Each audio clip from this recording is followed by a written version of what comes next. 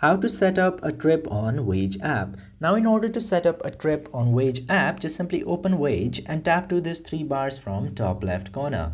After tapping in there, tap to plan a drive and tap to this plus button. After tapping in there, just simply search for the location where you would like to go.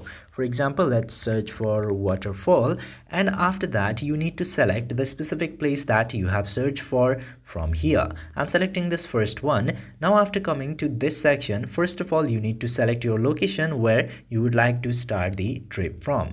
Now you need to select the day when you are going to the trip. You can select today, tomorrow, Monday, Tuesday, Thursday, whatever day is available in there and you want to go. And after that, in this bottom part you will see when will you arrive there and at what time should you leave in order to arrive at that time in this bottom part.